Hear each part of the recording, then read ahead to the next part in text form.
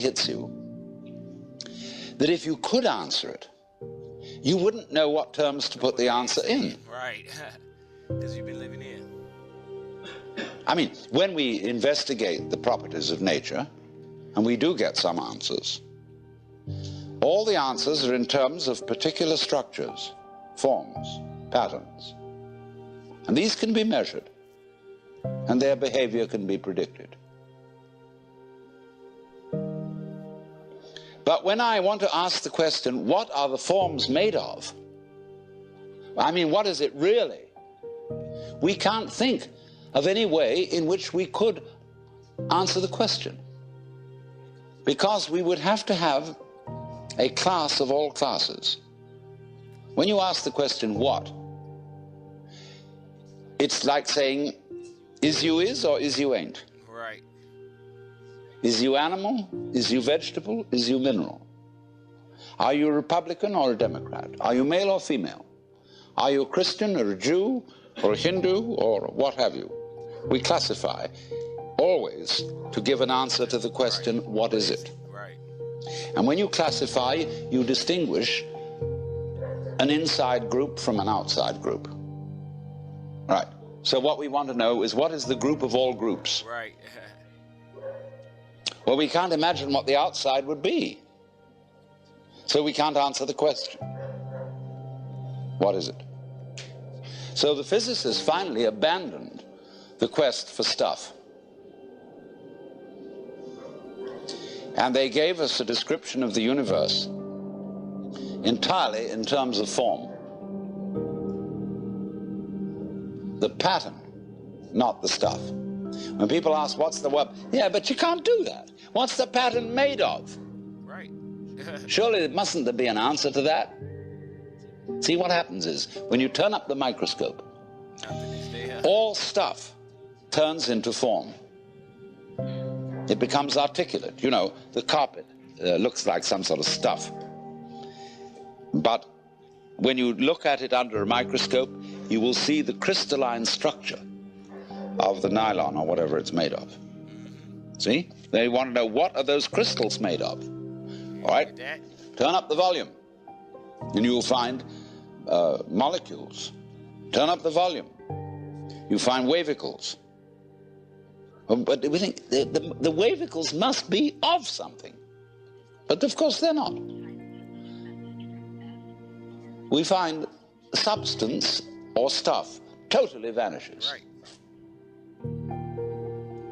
We say, does it matter? What does that mean? Does it matter? Is it important? In other words, does it measure up to anything? Matter comes from a Sanskrit root matra, which means to measure. So from this root matra, we get, going on into Sanskrit, we get the word maya. And maya is generally translated illusion, although it also means magic, creative power. The word illusion, switch over, we get that from Latin, and that comes from the Latin ludere, to play. Let's pretend that we matter. Come on, Marshall.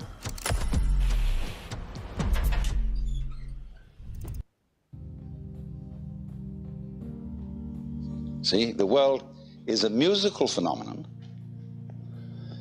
Good music never refers to anything except the music itself. You don't ask Mr. Bach, Mr. Ravi Shankar, what do you mean by this music? What is it intended to express?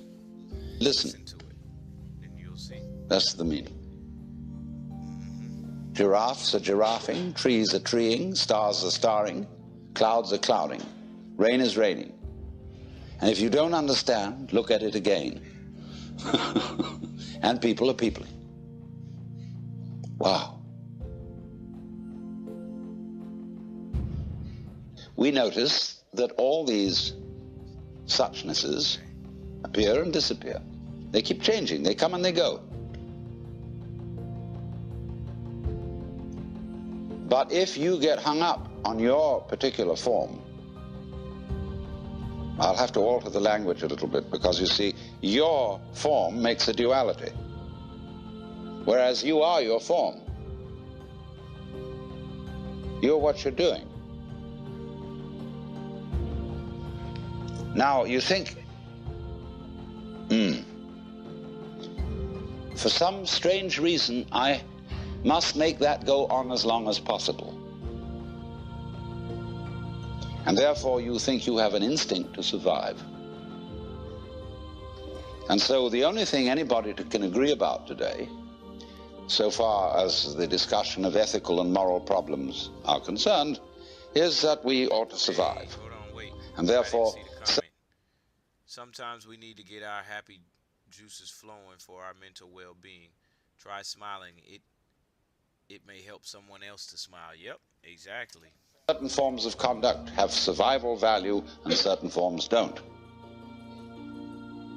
But when you say to yourself, you must go on living, you put yourself in a double bind. Because you said to a process which is essentially spontaneous that it must happen. And the basic form of the double bind, which is imposed upon all children, is you are required to do that which will be acceptable only if you do it voluntarily. So when we say to ourselves, you must go on, the reason is, you see, that we are not living in the eternal now, where reality is. Right.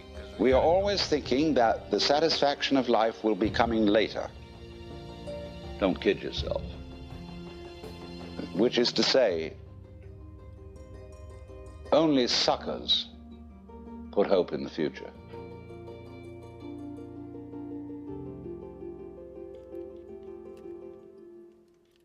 All right, y'all. So that's getting us on the right path for what I got, for what we talking about. Let's take a pit stop real quick. Have you ever heard of 75 Hard? You know, the trendy social media challenge that people only keep up with for about a week? Yeah. Hey, Vsauce Michael here, and today we are going to talk about why we dream. What's going on inside our brains? The scientists talk. Hey, Vsauce Michael here, and today. Hey, Vsauce Michael here, and today we are going to talk about why we dream. What's going on inside our brains? The scientific study of dreaming is called onirology, and for most of history it didn't really exist. Of dreaming is called onirology, and for most of history it didn't really exist because you can't hold a dream. It's difficult to measure a dream. You can't taste it. You can't see other people's dreams, and if you ask them to tell you what they dreamt, the results are almost always unreliable. In fact, it's estimated that we forget 95% of the dreams we have, especially within the first 10 minutes of having them. But then, in 1952, something amazing happened. Researchers at the University of Chicago found this. It's a unique type of electrical activity that occurs during a certain stage of a person sleeping. When researchers awoke people during this stage, they almost always reported that they had been dreaming. Also, at the same time, during this stage, people's eyeballs are going crazy, rapidly darting all over the place underneath their eyelids. You can actually see this happening if you watch people sleep, like I usually do. During REM sleep, some pretty bizarre stuff happens. If you look at the electrical activity of a brain that is in REM sleep, it almost exactly mimics the way the brain acts when it's awake. The biggest difference being that the production of chemicals inside the brain, like norepinephrine, serotonin, and histamine, is almost completely blocked. And that causes the muscles to stop moving, which is why you can dream about flying or running around or fighting ninjas, but your body doesn't move. People who have a disorder achieving complete REM atopia move around in their sleep and act out their dreams. They can even get out of bed and sleepwalk. Oh, before we move forward, I should say two things. One is that it's possible to wake up and not be able to move your body because you're still in REM atopia. You're completely conscious and you know that you're awake, but your body is not ready to move. On the flip side, you can also be inside a dream and know that you're dreaming.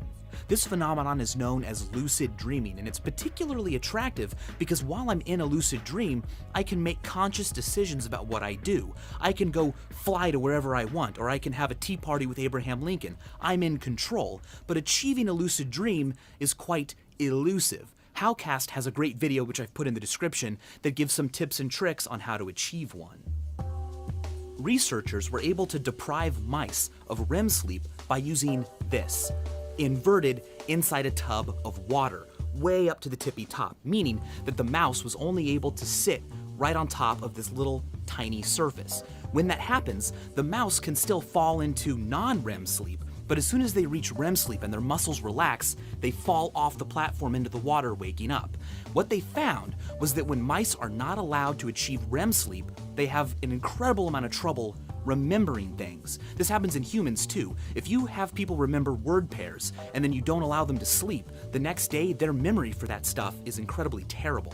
But memory and REM does not stop there. If a person learns a difficult new task during the day, say a new instrument or a new type of difficult puzzle, you can measure the electrical activity in their brain while they do that. And then, while they sleep that night, whether they know it or not, their brain replays those electronic impulses. Many popular theories about why we dream are variations on the idea that while we sleep, the unconscious part of our brain is busy organizing memories and strengthening connections from the day before that we need in the future, while getting rid of the junk that would otherwise clog the brain. Now, so the theory goes, these electrical impulses are detected by our conscious brain, and our cortex freaks out and doesn't know what it means, and so it tries its best to create a cohesive story, creating a dream. This would explain why dreams are often so fantastic and seemingly random. They're not supposed to make sense. They're not an actual message from our brain. It's just the results of our cortexes trying to synthesize the noise coming from all the work being done back in the unconscious.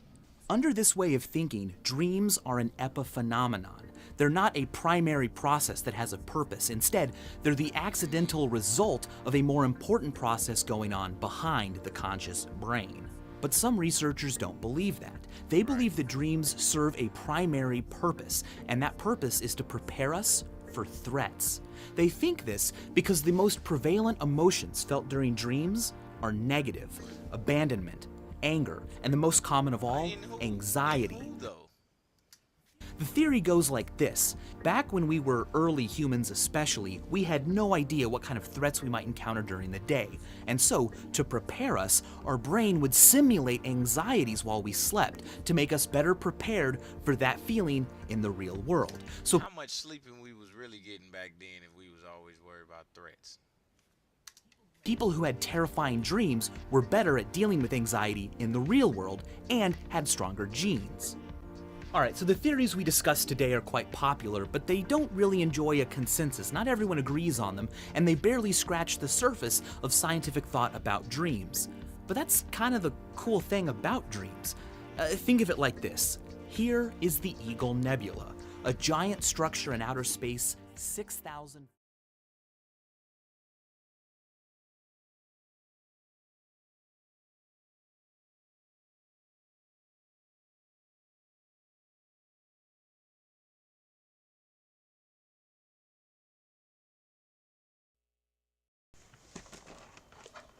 Hold up, y'all.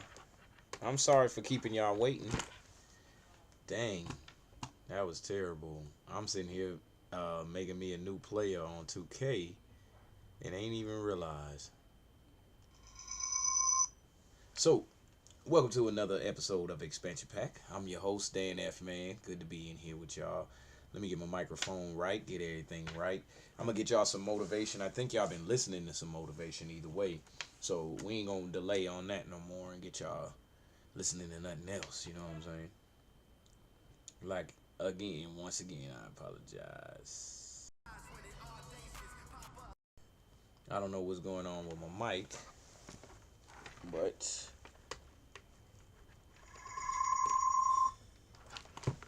okay, at least you can hear me.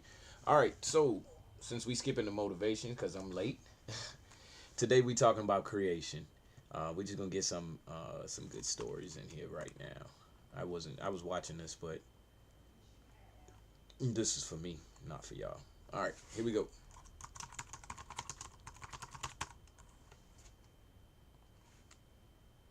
Let's go. Let's see what we got. BreadUp is an online thrift store and consignment store, and they have such high quality pieces that are... Have you ever wondered what kind of creation stories are in the world? There are quite a few. Since the early days of civilization, humanity has pondered the origins of the universe. Fortunately for us, through oral tradition and writing, we can learn about these creation myths. Often, these myths are vastly different, from a universe birthed from chaos to a universe that wasn't created at all. On the other hand, many of these stories have surprising similarities, even when they're separated geographically from Asia to North America. Ready to hear a few origin stories? I'm Mike with List 25, and here are 25 creation stories from around the world.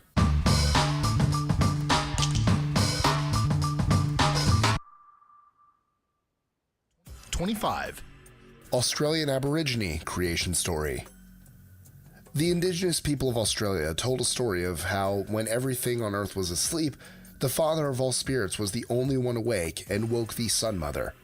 He commanded her to go down and give the spirits of the earth forms. She woke the plants, insects, caves, and everything on the earth until it was finished.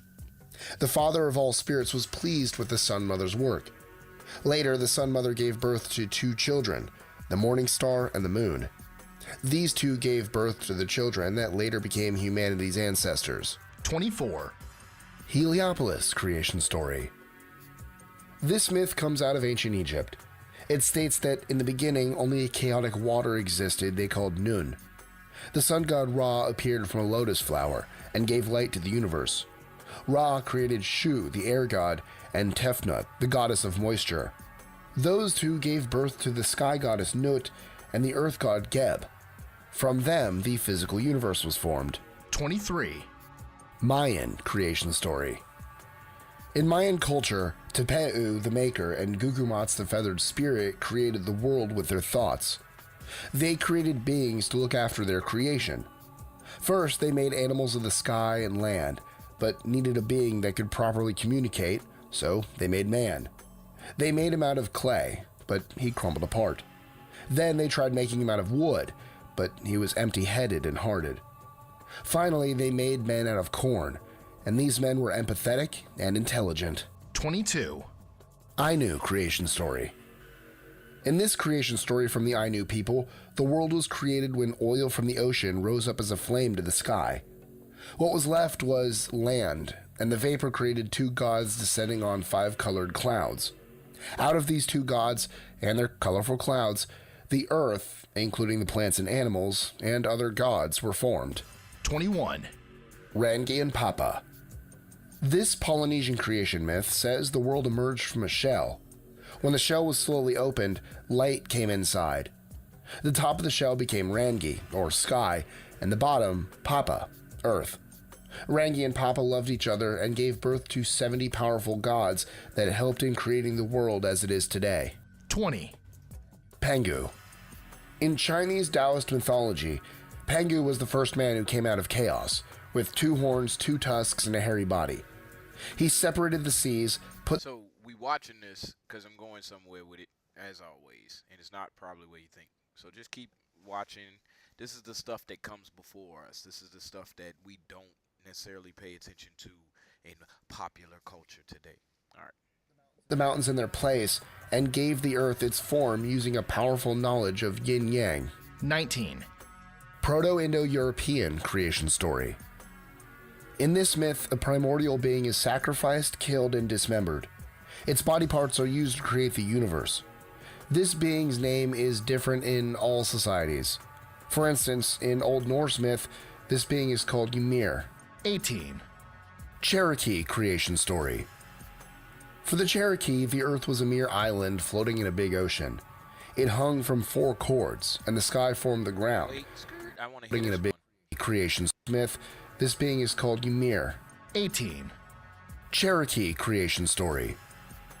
For the Cherokee, the earth was a mere island floating in a big ocean. It hung from 4 cords, and the sky formed the ground. But the darkness made it impossible for the animals to see, so the sun appeared to help them find their way. There were 7 days and 7 nights, and God instructed the animals to stay awake. It got stuck in the branch that it was growing on. Still, some fell asleep, but those who stayed awake, God gave the ability to see in the dark. 17. Raven creation story. For many cultures, a raven plays a big part in creation. In the beginning, there was no moon or stars at night, and the raven was the most powerful being. He made all the living creatures on the earth, including man, but they lived in darkness. The raven learned a great chief had a daughter who carried the sun, moon, and stars in cedar boxes, so the raven went and stole all of them, giving them to the world. 16. Hindu creation story. In the Rig Veda, it tells of Puru, the animals. This narrative is a Norse myth, compressing all of Earth's history and future into 60 poetic stanzas. In it, Odin requests the seeress Volva to share her prophecies with mankind. She tells the story of creation when the world was a mere gap before Odin and the other gods created Midgard and named morning, noon, afternoon, and eve before days with mankind. She tells the story of creation when the world was a mere gap before Odin and the other gods created Midgard and named morning, noon, afternoon, and eve. Eventually, the first war between Aesir and Vanir ended with Vanir becoming gods, which resembled the enduring conflict before the end of the world called Ragnarok. 14. Japanese creation story. In this myth, the elements were mixed together to create one germ of life. When it mixed things around, the heavier parts sank and the lighter rose. A muddy sea was created, and a chute sprang forth and reached the clouds, entering the sky. This created a god, and it grew lonely and created other gods. 2, called Izanagi and Izanami, were the most remarkable and formed most of the earth. 13. Sumerian creation myth. For the ancient Sumerians, in the beginning there was only the goddess Namu. She gave birth to the universe, Anki, who then gave birth to the air god Enlil. Enlil split the universe in two, making An the sky god and Ki the goddess of the earth. Eventually, many gods came into existence, and they were made to do hard labor until they rebelled. Enlil came up with a plan to create lesser beings to serve the gods. They elected Geshtui, who had great intelligence, to be sacrificed. Ninmah, the birth goddess, mixed his flesh and blood, and all the gods spat on it. His body was made into clay, which eventually made 7 men and 7 women. 12. Pelasgian creation story. In this myth, Eurynome was the goddess of all things, and the only one in the beginning. She rose out of the chaos naked and divided the sea from the sky and danced on its waves. She caught hold of a north wind, rubbed it between her hands, and created the serpent Ophion. When Eurynome danced, Ophion grew lustful, coiled up her limbs, and coupled with her. She became with child and birthed the sun, moon, stars, and the earth with its mountains and rivers. They made their home on Mount Olympus. But when Ophion taunted her by saying he created the universe, she brushed his head with her heel and kicked him down to the lower places of the earth. 11. Enuma Elish. This myth comes from ancient Mesopotamian tablets dating back to 1100 BCE. But it's worth noting they were all copies, and the myth likely is much older. In it, the beginning was filled with chaotic water that divided into fresh water, known as the god Apsu, and salt water, known as the goddess Tiamat. These two gods give birth to other gods. These other gods began to cause trouble and upset Apsu so much he wanted to kill them, which created a conflict between him and Tiamat. From the conflict, a great warrior named Marduk fired an arrow at Tiamat and splits her in two, which is said to have created the Tigris and the Euphrates River. From her corpse, the heavens and the earth were created. 10. Kumulipo. A Hawaiian creation account very similar to Rangian Papa, the Kumulipo is a chant which told of how the earth first became hot and land came from the slime of the sea. A dark cavern, a male, and a moonless night, a female, gave birth to the life of the sea. Afterward, flying creatures were born, and soon after that, the creatures of the land. Finally, from the union of La'ila'i with Ki'i and Cain came humanity, and it was day. 9. Jainism. The Jains have a much different take on the creation of the universe than many cultures in that it never happened. Essentially, within Jainism, nothing in this world is ever created or destroyed. They merely change forms. The universe has always existed and will always exist. Time for the Jains is cyclical. 8. Genesis creation story. Perhaps one of the most famous creation stories in the Jewish Torah and Christian Bible, the book of Genesis depicts that in the beginning, God created the heavens and the earth. The earth was formless, and the Spirit of God hovered over the water. He said, "Let there be light," and light appeared. He created all things, including human beings, in 6 days, and then rested on the 7th, which he made a special day. 7. Mande creation story. For the Mande of West Africa, in the beginning, only Mangala existed. Mangala is a big and energetic presence. Within him were the 4 divisions, 4 days of the week, 4 elements, and 4 directions. He put a part of himself into a seed and let that become the creation of the world. The seed, however, blew up, and Mangala started again, creating 2 more seeds. Eventually, he created the animals and humanity. 6. Cheonjiwang Bonpuri. Frequently retold by shamans in Korea, this myth begins with the sky and earth being one, creating an empty void.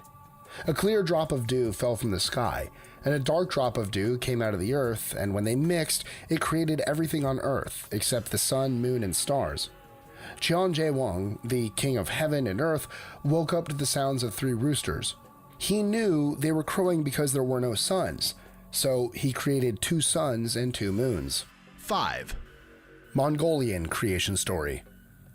For the Mongols, Udon the Lama is the one who created the world. At the age of 500, he lived in a world that hadn't been created yet, and at age 1000, he separated the heavens and the earth, creating a 9-story heaven, 9-story earth, and 9 rivers. Eventually, Udon made humanity out of clay, and the entire human race descends from them. 4. The Golden Chain. A story from Yoruba tradition says that before any people were created, all life existed in the sky. Olorun was an all-powerful supreme being who lived in the sky with other creatures called Orishas.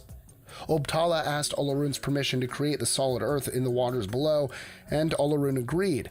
But before he went down, Obtala had a gold chain made by the Orishas to help him descend into the waters below. When he created the ground, he called it Ifa, and later, with the help of Olorun, sparked fire into Ifa to create the first people. 3. Hi, I'm Brett. And I'm Jonathan. This is Darla. And this is Buddy. We're the founders of the Farmer's Dog. We've made an entirely new way to feed your dog. It all started with my first dog, Jada. I got Jada in my early 20s. It was just love at first sight. She was the most adorable, smart dog, but her stomach was just constantly a problem. Nothing seemed to help her. Sorry, y'all. Until a vet recommended that I started home cooking. Let's go. Navajo creation story. In this myth, the first world was small, pitch black, and surrounded by 4 seas, with one island that had a single pine tree. The 4 seas were ruled by the big water creature, the blue heron, the frog, and white thunder. Above the seas were a black cloud, white cloud, blue cloud, and yellow cloud. When the blue and yellow clouds came together, the first woman appeared, while the black and white clouds created the first man. They lived together and later were greeted by the great coyote who was formed in water. He said he knew all of the secrets of the water and skies.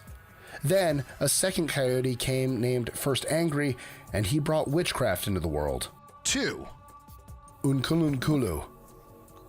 The pre-colonial ancient Zulus believed that before animals or humans existed, only darkness and one large seed were on the earth. The seed sank into the earth and formed long reeds called Uthlanga. One reed grew into Unkulunkulu, the first man and creator of all things. As more things, like men and women and animals, began to grow on the reeds, Unkulunkulu broke them off and he created the streams, mountains, lakes, and valleys. He taught men and women how to hunt, make fire, and create clothes. 1. Vainamoinen. In Finnish mythology, an old sage named Vainamoinen creates the universe and is their epic hero, first consciousness, and the first power. While floating in the sea, he also creates the land of the earth. He then scattered seeds to fill the earth so that it would not be barren. So, what's the most popular creation story from your culture? Let us know in the comments below. All right. Now, I was looking for that specific one. And I'm glad I heard it. But it's for my own personal research later. But the reason that we're looking at these creation stories is because creation in itself is a never-ending process. Just like they say, change is always changing and time is always ticking. Well, we can say that creation is always creating. And in order for us to get a real good picture of it, you got to look at the creation stories that were created about how or why we were created. That's a good one. Okay, so what is creation? What is creation? I swear we find the most interesting videos. Not the painter who creates a picture, not the poet, not the man who makes something out of a marble. Those are all manifest things manifesting, right? Is there something which is not manifest?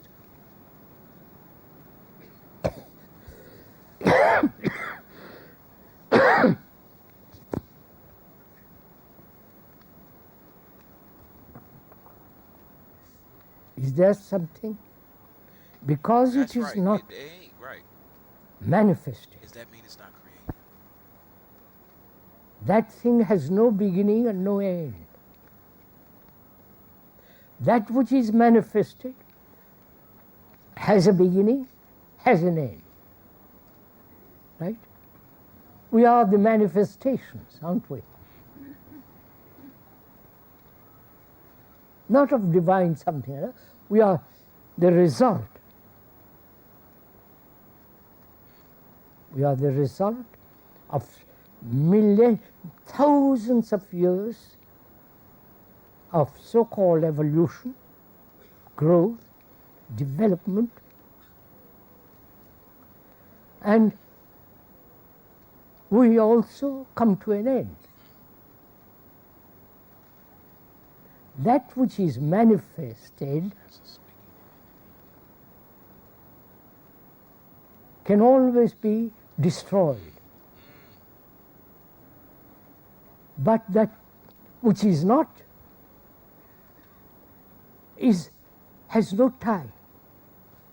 Right? Now we are asking,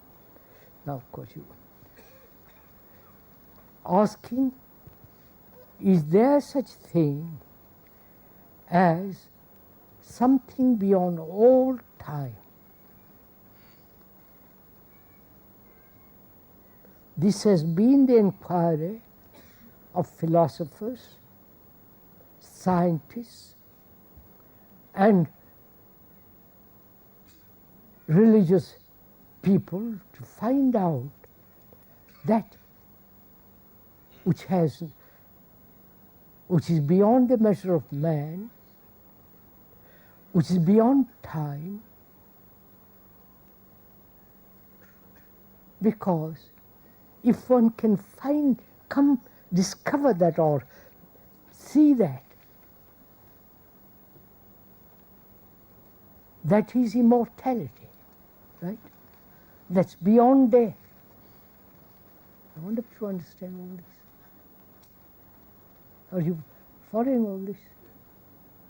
Little bit at least. Try to encourage me, please. I don't want your encouragement, but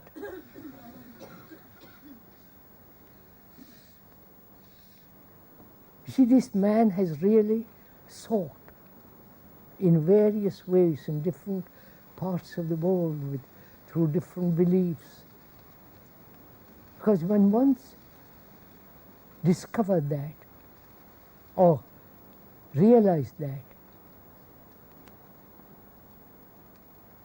life then has no beginning and no end. So is it manifest? Therefore, it is beyond all concepts, beyond all hopes. You follow something immense. Now, to come back to earth, see, we never look at life as a tremendous movement.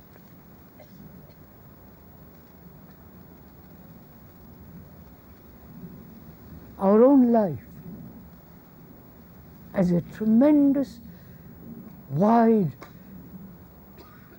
with a great depth, a vastness. We have reduced our life to such shoddy little affair. And life is really the most sacred thing in existence. To kill somebody is the most irreligious horror.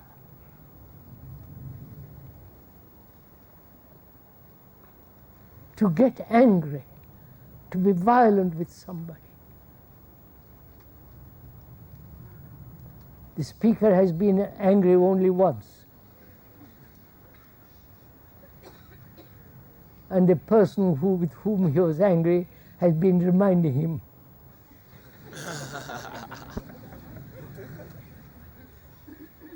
So he still carry on with the anger.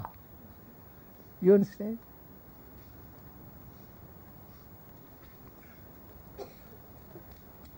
Really. Should we never see the world as a whole?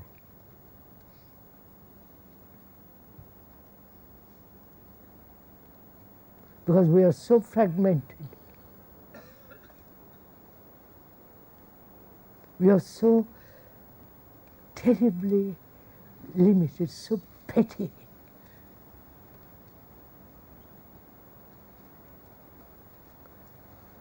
And we never have this feeling of wholeness. You follow?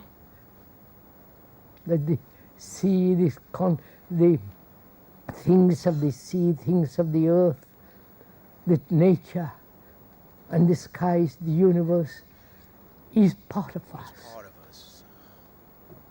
Not imaginary. You can go off some kind of fanciful imagination and imagine we are the universe, then you become cuckoo. But to break down this small self-centered interest, yes, sir, to have nothing of that,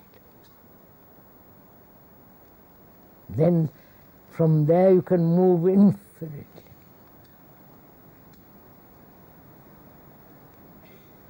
And meditation is this.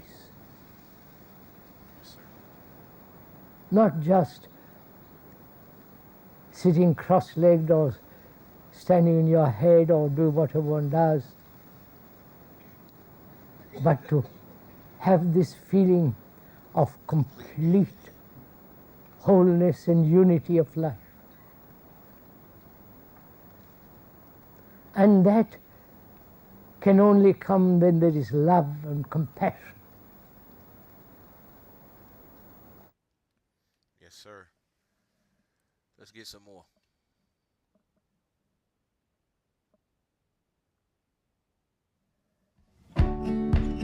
Hey everyone, in this video, we're going to be answering the question, who created God? You see, many Christians assert the fact that God created everything. He created the land, the seas, the animals, the stars in the sky, and people with their souls and hearts. However, if everything we see had a beginning or a cause for its existence, shouldn't God also need a cause for his existence? I mean, doesn't this sound a little too convenient for Christians? Look at this conversation, for example. Jimmy here says, God created everything. And Billy says, okay, cool, but who created God? And Jimmy's response, well, everything needs a cause for its existence, but not God, because he was always there. And that doesn't sit well with a lot of people. It seems as though some Christians shut off their minds and stopped thinking about the origin of life because they automatically assume God was just always there. So in an effort to dive into this topic and provide an answer to both Christians and skeptics, we will be answering the question, who created God, through 3 points. Point number 1, in order for people to exist, something needs to be eternal. William Lane Craig in his book On Guard talks about Al-Ghazali's idea that you cannot go through an infinite number of events one at a time, and it implies that there needs to be a beginning. Now let me explain. Let's look at this pencil that the student is using. Now, it didn't just pop into existence. This pencil was bought by this student's mother before it was brought to school. But before that, this pencil was in a box being shipped to the store. And before that, the pencil was being manufactured in a factory. And before that, the materials to make pencils were being shipped in trucks. And before that, the materials were being gathered by the workers, and this goes on and on. The idea is that these events are like dominoes, and in the same way that one domino hits another domino and so on, these events cause the next event to happen until the pencil eventually gets to the student using it at school. Now, instead of pencils, let's look at the Christian God of the all these events cause each other to happen. Bible. Now, someone may ask, well, who created God? And for the sake of building an argument, let's just say that the Christian God and Jesus were created by a greater God. So let's call this God, God 2. God 2. So God 2 created Christian God. Nice. Problem solved. But actually, another question arises. Who then created God 2? Well, actually, the answer's pretty easy. God 3 obviously created God 2. And this creates a bigger problem. Because if everything needs a cause for its existence, then us as people could never exist. Why? Let's look at ourselves, the existence of people, as being a domino. And the Christian God who created us, he's the domino before us. And God 2 is the domino before Christian God, and God 3 is before God 2, and so on. Now, if everything always needed a cause for its existence, then there would be an unending or infinite number of dominoes. And if there was an infinite number of dominoes, we couldn't be here because nothing could ever begin. Right. And for people who believe in the Big Bang Theory, this is still a problem. Because let's just say that the Big Bang does happen, the question still arises, how did it start? How did the required materials needed for a Big Bang to happen get there? And even if they did get there, how did those materials get there? No, the very fact that we are here and alive is proof that someone or something was eternal. Because if everything needed a cause for its existence, then there would be an infinite number of events that would need to happen in order for us to get here. And if there was an infinite number of events before us, things could never begin. Therefore, in order for us to be here, there needed to be a starting force to push down the first domino. Point number 2, the universe can't be eternal. Science tells us that our universe is actually expanding and that our universe has a limited amount of energy. Now, if our universe is expanding and we were to reverse time, our universe would just be a little bit smaller than it is today. And if we rewinded time over and over again, we would eventually be at a place where the universe started at a single point. In addition to that, think of the energy that's being used in the universe as a fuel tank to a car. If right now our fuel tank is half empty, then there needed to be a time in which the tank was actually full. All of that to say, the fact that our universe is expanding right now and has a limited amount of energy that's being used in our solar system and galaxies, all of this points us to the fact that our universe had a beginning and therefore could not be eternal. Point number 3, the God of the Bible claims to be eternal. Psalm chapter 90, verse 2, before the mountains were brought forth, or ever you had formed the earth and the world, even from everlasting to everlasting, you are God. Notice how it says from everlasting to everlasting. What the author of this psalm is saying is that if you start from this infinite period of time here and travel to this infinite period of time over here, God was always there. He had no beginning and has no end. He always was, always is, and always will be. You see, for people who ask the question, who created God? They need to know that the God of the Bible is eternal in nature, which means that time doesn't apply to him because he is the God who created time and is therefore timeless. And the Bible further explains that we as Christians are able to receive everlasting life in God because our God is eternal and capable of giving eternal life through Jesus. So to conclude, to answer the question, who created God, I would consider these 3 points. Point number 1, in order for people to exist, something needs to be eternal. Point number 2, the universe can't be eternal. And point number 3, the God of the Bible claims to be eternal. For people who disagree, I would ask, what do you believe is eternal? How do you think we came to be here on earth? And why do you believe that? For me, I believe that God is eternal and that he created people and that he wrote down his words in the Bible so that we can know him and hear this simple message. Jesus loves you. Hey, they put it down on that one. Hey, look. Just in case y'all was wondering.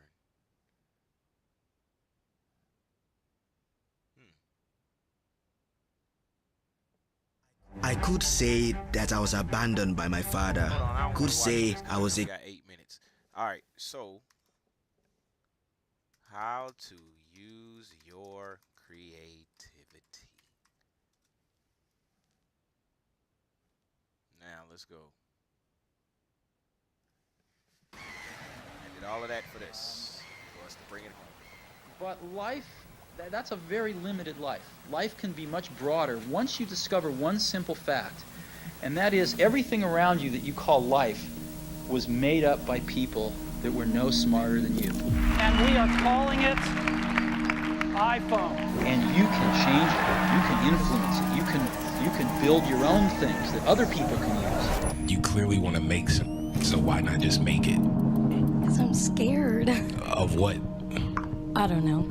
Exactly. You just answered your own question. Is there any limit to your ambition? No. Or any limit to what you think you can achieve? No. Well, no. It all begins with a simple yet powerful realization. The world around you isn't fixed. The structures, ideas, and systems we encounter every single day are flexible, shaped by the minds that came before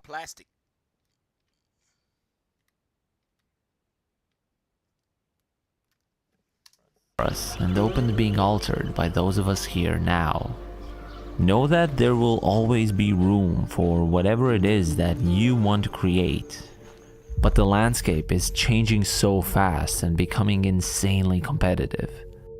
Because of AI, almost anyone can generate nearly anything with just a few clicks and no prior knowledge. In a world like that, there is only one way to truly stand out. Anyone can use the same tools, follow the same tutorials, and read the same books, but no one can replicate the exact way you think and feel. Your unique perspective is what separates you from the rest. That's your creative genius. It's the way you notice connections where others don't, how you interpret a scene, a sound, or an idea, all shaped by your past experiences. The goal of your work isn't to attain perfection. It's to share a part of who you are and how you see the world around you. The things that excite you, the curiosity that drives you, your values, emotions, and personal tastes all come together to mold your vision. This combination is what makes your creative contributions truly invaluable. There's simply nothing else like it. Think of your favorite movie, for example.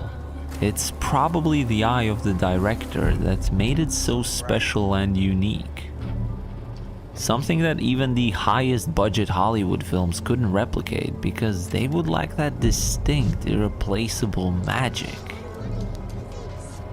The same could be said about a song that has stayed with you and shaped the way you feel about something.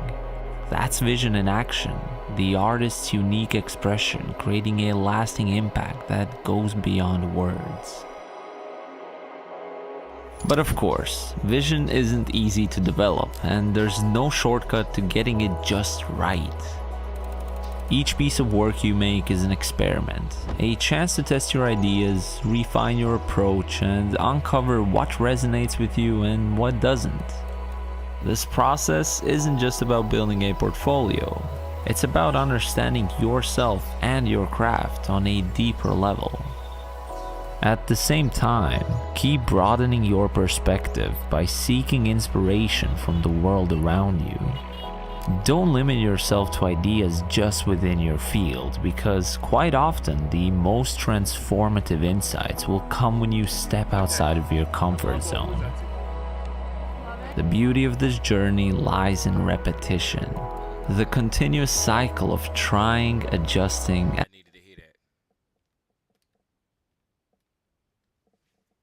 and learning.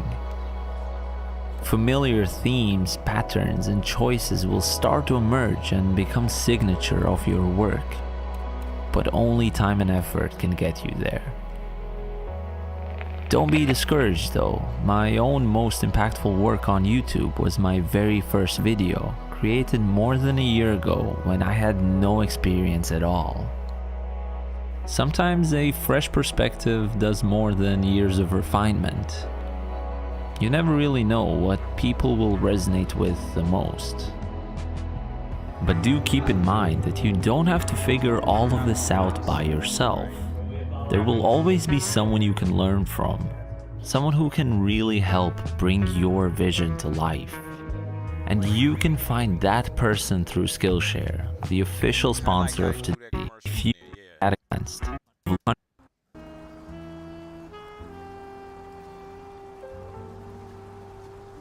So, now it's your turn.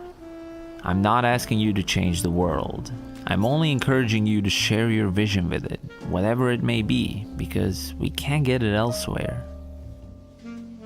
Your unique perspective is the missing piece that could inspire something new and shift the future in ways you can't even predict.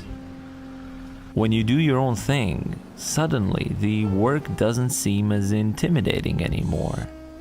You aren't chasing perfection or competing with anyone, because at the end of the day, you're bringing something genuine and uniquely yours to the table.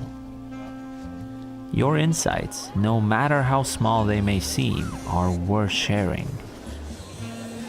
What seems insignificant to you might be exactly what someone else is waiting for.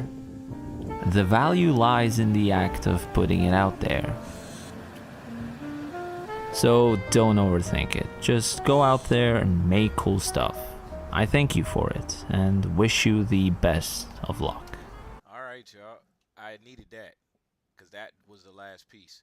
Whatever it is that you are doing, it's yours. It's your baby, your creation, your thing. So do it well and be you, because we all were created to create. That's it for Expansion Pack this week. I'm your host, Dan F. Mann, here on DGTA TV. Thank y'all for joining us for another week. We'll be back here next week. Mindful Mondays. I am going to miss Fun Fridays next week, and I believe the week after that. But same time, Monday through Thursday. I'm going to holler at y'all next week. Peace. Although it took you this long from my perception, and it took me this long from your perception, and I don't know how much space you had to cover because I'm not you. I couldn't feel that. We can agree upon the, what did he say? Time or distance. We all appear to agree about causality. There you go. Now that may seem counterintuitive. Normally, we think that time is responsible for causality, but actually it's the other way around. To the extent that we agree about temporal anything, it's only because of causality. Causality is what's real. Basically, all right. Basically, let me give it a better example, a great example.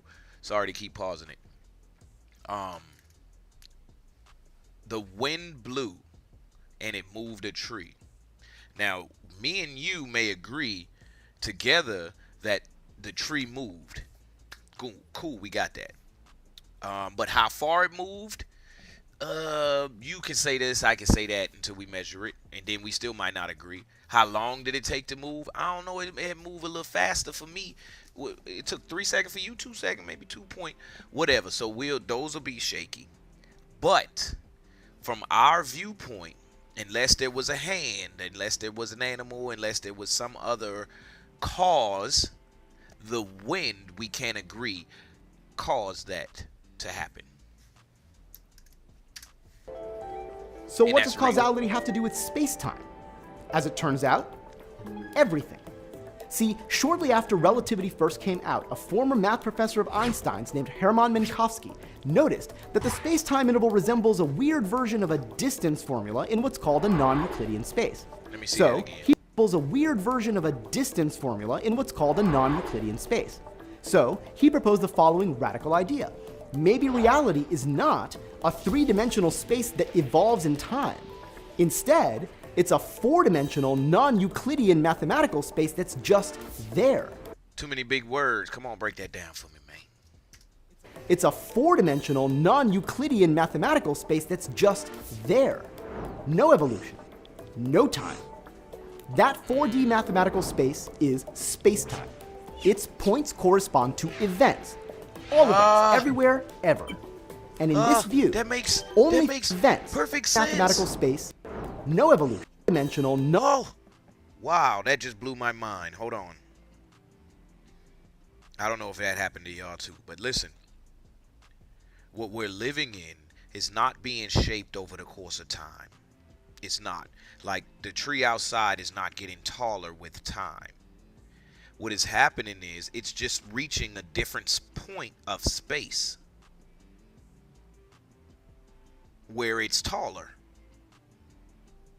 I'm not getting taller either. I'm just reaching a different point in space where I'm taller. What I mean is time, like the clock ticking, the clock ticking is not causing me to get taller. It's my continued progression through this space that's causing me to get taller. That's still confusing. On space that the following radical idea. Maybe reality is not a three-dimensional space that evolves in time.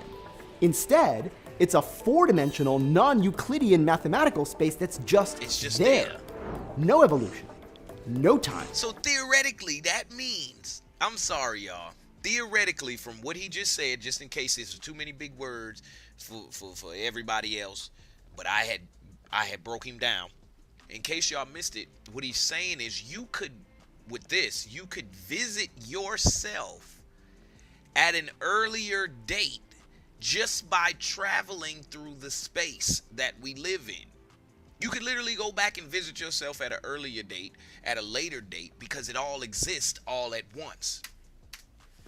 That 4D mathematical space is space-time. Its points correspond to events. All events, everywhere, ever. And in this view, only things that correspond to geometric relations in that 4D space are objectively real. Like, for instance, causal relations. They correspond to space-time intervals, which are geometric relations, a non-Euclidean version of distances between points. In contrast, our experiences and measurements of time and space don't correspond to anything per se. They're more like the XY grid we use in math class. Useful for talking about the board, but arbitrary and inherently meaningless. The board, its points and geometric facts are simply there, whether we put axes on that board or not. So are you objectively real? Well, kinda. Yeah. If you are the sequence of all events in which you are present, then you are a geometric object in space-time. A line segment. Yeah, right. Then you are a geometric object in space. Hey, now wait. Just in case y'all think I just be like a madman out here just typing in titles and going about my day and trying to give y'all a little taste of something.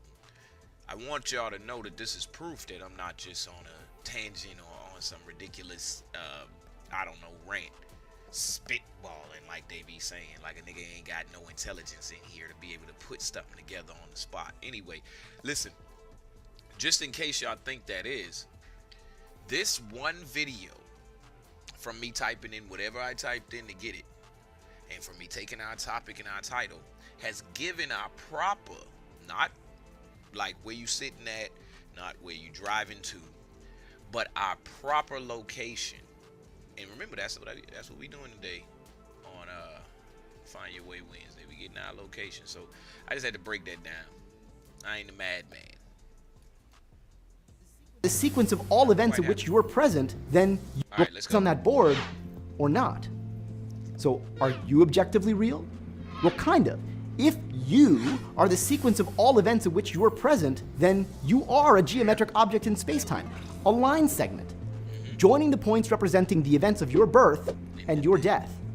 Do you move along that line segment? No. You are the line segment. Right. There's no motion through space-time. It's not this kind of space. It's tenseless. And your future isn't merely predetermined, it already exists. There's some zen in trying